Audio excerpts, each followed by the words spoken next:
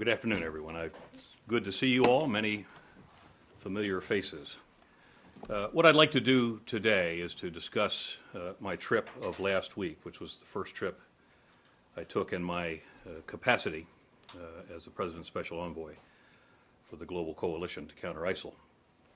But before I do that, what I'd like to do is to re-articulate my specific role in the strategy. Now, this is a robust coalition. It's made up of many diverse actors, all seized with the reality of degrading and defeating ISIL as a global challenge. And as the President's Special Envoy in this capacity, my task is to consolidate and integrate and coordinate the coalition activities across multiple lines of shared effort. This first trip and many of my early travels will be about the consolidation of the membership and the integration of what partners and potential members can contribute, and how we integrate and harmonize those efforts to the accomplishment of the strategy. We've heard a lot about the 5 lines of effort to this point: supporting military operations and training, stopping foreign fighters, cutting off access to financing, humanitarian relief, and delegitimizing ISIL and degrading its messaging. And a key and a main takeaway from this trip was that we all agreed that while the military side is important to the outcome, it is not sufficient in and of itself. And there's a strong consensus across this coalition about our shared goals and the objectives on all the lines of effort, and a strong commitment to work together closely. Now, you've all had daily readouts from Jen on our meetings of last week, and so I'd like to talk about the key themes that we saw emerge from our conversations with the partners and the coalition members about how we can take the fight to ISIL, where it operates. And where it operates, as we see it, is in the physical space, in the financial space, and in the information space. In the context of the physical space, or the battle space, if you prefer, naturally it's getting a lot of attention. And we had a number of very productive conversations about coalition efforts to defeat ISIL on the battlefield. A number of the partners have expressed their desire to participate in advising and assisting and building partner capacity and working in security sector reform. In Iraq, we met with a broad cross-section of government and security officials, tribal leaders, and sheikhs. And in all of those meetings, we not only discussed the transformation of the Iraqi security forces, but also the formation of the Iraqi National Guard, which will seek to connect volunteers and tribal fighters into a formal structure at the provincial and national level. In Oman, we expressed our support for the targeted airstrikes by the Jordanian Air Force in Syria. And as you've already heard, our Turkish partners have voiced their support for training and equipping the moderate Syrian opposition. And there is a DoD team on the ground, a joint team from the European Command and the Central Command on the ground in Ankara today, working out operational details. I can't stress enough how much we discussed confronting and contesting ISIL's messaging in the information space and disrupting their recruitment and their radicalization of foreign fighters. Every country and partner we met with has a unique and vital role to play in this within the context of their particular cultural, religious, or national norms. And indeed, this diversity is turning out to be a real strength for the coalition. We've already seen many countries take action on particular issues associated with foreign fighters. For example, Saudi Arabia, the United Arab Emirates, and Bahrain have declared it illegal for its citizens to fight abroad. And Bahrain and Kuwait both announced that it would monitor ISIL sympathizers. Saudi Arabia arrested and convicted several Saudi nationals on terrorism charges, including an arrest of multiple individuals with alleged ties to al-Qaeda in September. For many partners, there was a very sharp and often troubling intersection of the susceptibility of the citizenry of their countries to extremist messaging and the ISIL narrative, and a willingness to become a foreign fighter as a result of that narrative. So we discussed this nexus extensively with Egyptian and Turkish leadership. We also discussed it with Arab League leadership in Cairo as well, and how they can support and strengthen moderate voices across the region. And already, influential political and religious leaders from the region and around the world have issued statements rejecting ISIL's violent and divisive ideology. I'd particularly note the 22-page letter issued in late September by 120 Islamic scholars to Abu Bakr al-Baghdadi and his fighters, denouncing ISIL militants and refuting its religious underpinnings. And finally, in the financial space, we had productive conversations about disrupting ISIL's finances and cutting off ISIL from the global financial network. The EU and NATO partners have already made great strides on this area, and on my trip next week to the Gulf region, we'll look to build even more important progress into disrupting financing and foreign fighter lines of effort. Several Gulf states have taken steps to enforce their counterterrorism laws more effectively, including Kuwait's newly created Financial Intelligence Unit, Qatar's new law regulating charities that includes the establishment of a board to oversee all charity work and contributions, and the UAE's new CT law in August that tightens counterterrorism financing restrictions and clearly defines terror-related crimes and penalties. And in the coming weeks, Bahrain will host an international conference focused on identifying counterterrorism finance best practices and developing an implementation plan. So finally, I want to reiterate that this was, while a long trip, it was a very important trip. And we learned that this is a very complex and long-term undertaking, and this global coalition has literally existed for less than 40 days. We have a lot of work to do. We've been at it a short time. But the good news is that there is a common vision for the future, and we look forward to working together closely with the members of the coalition, ultimately to achieve our objectives. So thank you for your attention, and we'll take some questions. So we have a limited amount of time for questions. I'm just giving you a heads up. Laura. Thank you. And I'll do an entire briefing after this. Great. General, Secretary Kerry has said several times that your job, that you could speak about how the ball was moved forward.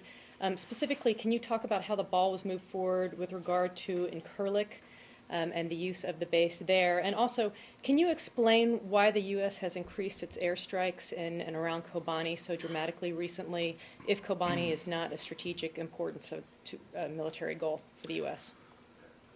With regard to not just Incirlik, but other potential resources, we had, I think, very detailed and very constructive conversations with the Turks. You know, they're old friends and they're NATO partners, and we talked about a variety of areas where we could work together.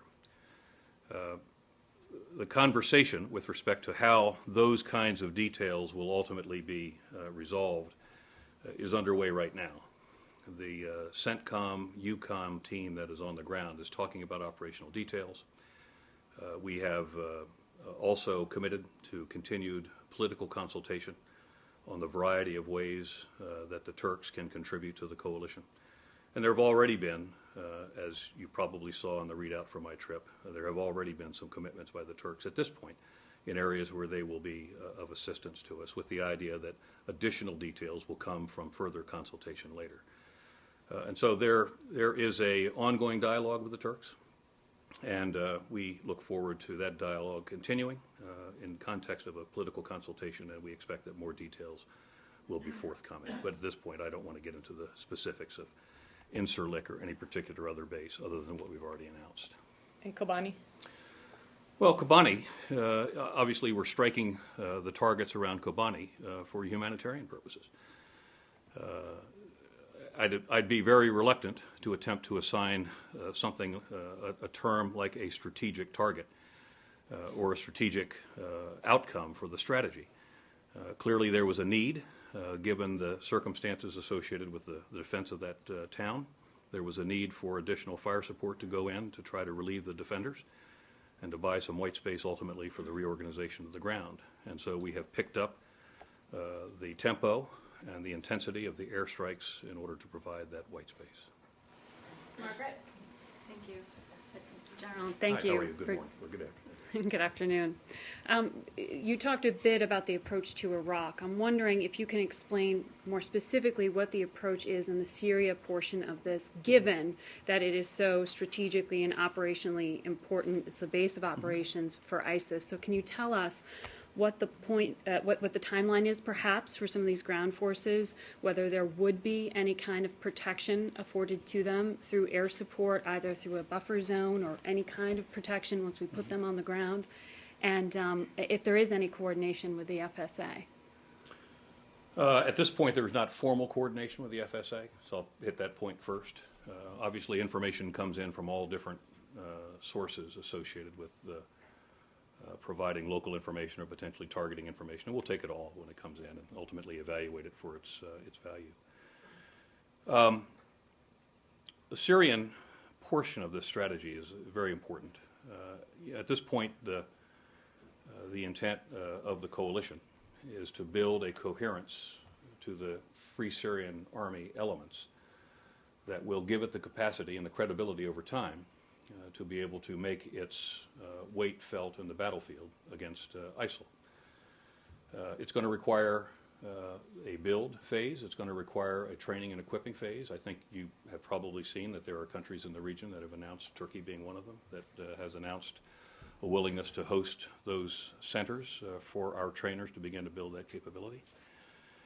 But it's really it's a holistic approach. It's not just building the additional forces that will go into the Free Syrian Army. It's also an emphasis that I made when I met with the political echelons of the moderate Syrian opposition, that they need to begin to build and work together to create a coherent political superstructure within which they will ultimately have a political role to play in the outcome of our strategy overall with regard to Syria, which is a political resolution of this conflict. And so when you have a strong political superstructure and it's tied to a credible field force, which is our hope to build, a field force which ultimately deals with ISIL, but in the context of the holistic approach, the political portion and the military portion, creates the moderate Syrian opposition as the force to be dealt with in the long term in the political outcome of Syria.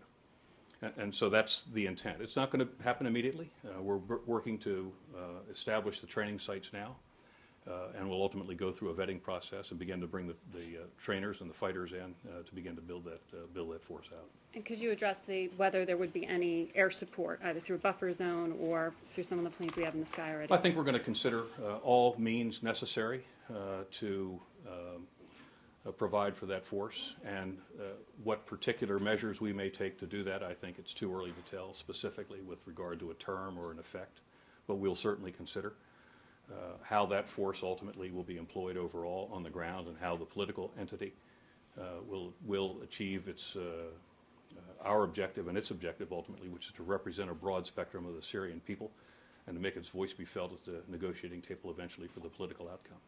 Leslie? General, thank you.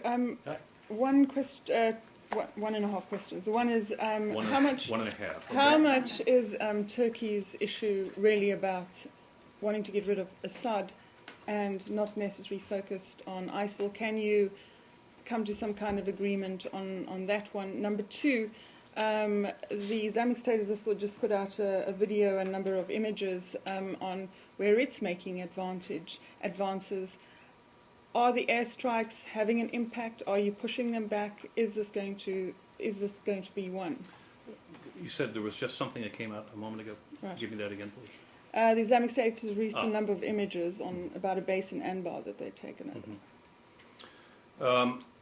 I think we would say that the Turkish objective and our objective in the end with respect to the regime in Syria is the same. It's a political outcome. In our case, it's without Assad being a participant in that political outcome.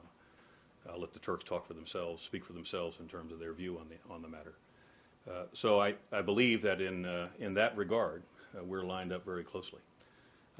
They are focused with laser-like quality on the issue associated with ISIL. They're very concerned about ISIL for a whole variety of reasons, not the least of which is the enormous humanitarian crisis that has been created by ISIS just to the south of the border, but also that has generated an enormous stream of humanitarian of refugees and a humanitarian requirement by the Turks.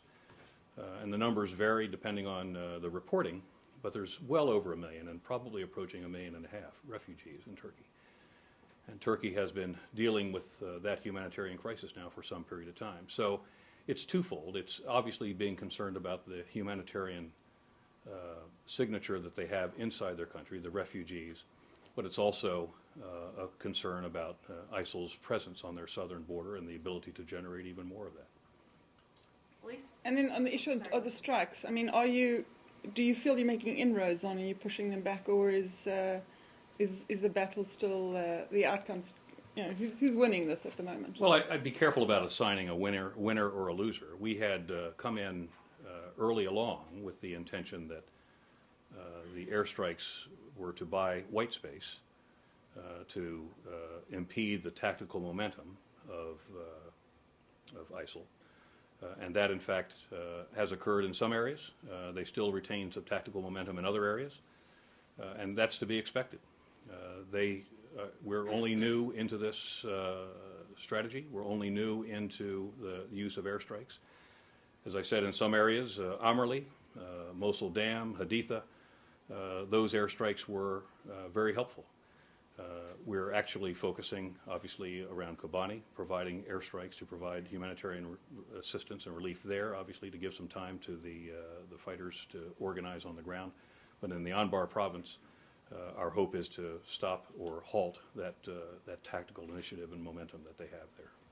Elise? Thank you, General Allen. Just a quick follow on Turkey, and I have another question. On Turkey, I mean, there are a few, as you noted, there are a few countries that are facing a threat or the impact as much as Turkey, and it does seem as if, while other coalition members have kind of eagerly come to the table, it does seem like it's a lot more of a harder sell with Turkey. And if you could, lay out what the reluctance is here. Is that an issue of their dealings with the Kurds? Is that also Assad? Is it a combination of such?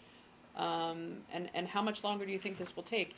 We've also heard a lot about, you laid out this policy on training the opposition in Syria to have a capable fighting force and acknowledge that it would take a long time. It seems as if there's a kind of Iraq first strategy while that fighting force is built up and capable and dealing with leaders on the ground in Syria, but really focusing and concentrating on the battle space in Iraq. Could you kind of lay out a blueprint of how Sure. you think that will go? Clearly, the emergency in Iraq right now is foremost in our thinking. Stabilizing the government, giving Prime Minister Abadi the opportunity to build a stable government that is inclusive. I've met with him several times now, just recently on the trip. He was very clear that it is his intention to be the Prime Minister of a government that is inclusive of all the elements of the population in Iraq. But obviously, ISIL has made some substantial gains in Iraq. And the intent at this juncture is to take those steps that are necessary with the forces that we have available and the air power that we have at our fingertips to buy the white space necessary for what comes next, which is the training program for those elements of the Iraqi National Security Forces that will have to be refurbished and then put back into the field, ultimately for the Iraqis to pursue the campaign plan which they're developing to restore the tactical integrity of Iraq and the sovereignty of Iraq. And it's going to take a while. Now, this isn't sequential, because while that's occurring, we're going to also be undertaking the training and equipping program for the Free Syrian elements at the same time. We have the capacity to do both, and there is significant coalition interest in participating in both. And as I said a few minutes ago, we have some partners that will be interested in providing what we call building partner capacity, so helping to refurbish the Iraqi security forces, and we'll have some partners that will be interested in security sector reform, which will be to assist the ministries in becoming more effective in supporting their operating forces in the field. But we'll also have partners that are interested in participating in the development of the Free Syrian echelons that are going to be trained in the training camps also in the region. So much of this can occur simultaneously or concurrently. It doesn't have to be sequential. In Turkey? With what regard? With regards to, like, why is this such a hard sell with Turkey? Well, I don't know that it's a hard sell. I think what they want to be sure of is if they're going to embark and commit the national resources that will ultimately be committed to this, that they want to understand how they'll fit into the program and how ultimately the coalition would operate out of Turkey. And those are valid questions. And the point of the planning team being on the ground and the point of our continued political consultation is to answer those questions for them and to go through a detailed planning process so they understand exactly what it is that they, as a frontline state, which faces, frankly, an awful lot of the many lines, or faces participation in many of the lines of effort that we've talked about in terms of foreign fighters and disrupting finances and hosting coalition forces and potentially conducting military operations. They want to understand that, and they're owed that as a friend and as a NATO partner. Roz, and unfortunately this is going to have to be the last question due to our time constraints. Thank you, General. I wanted Yes, to come back to something you talked about, particularly in your conversations with leaders who say that they're concerned about the vulnerability of their populations and the seeming attractiveness of ISIL's ideology, that people would be willing to leave their countries and take up arms for ISIL. How do you win hearts and minds, to use the phrase? Is it a simple matter of a PR campaign? What do you do, for example, about some of the anti-Muslim bigotry here in the United States, in Europe, for example, that might make people feel as if their faith is under attack and they need to take up arms? It seems like it's a very complicated, long-term problem. It is it's a complicated subject.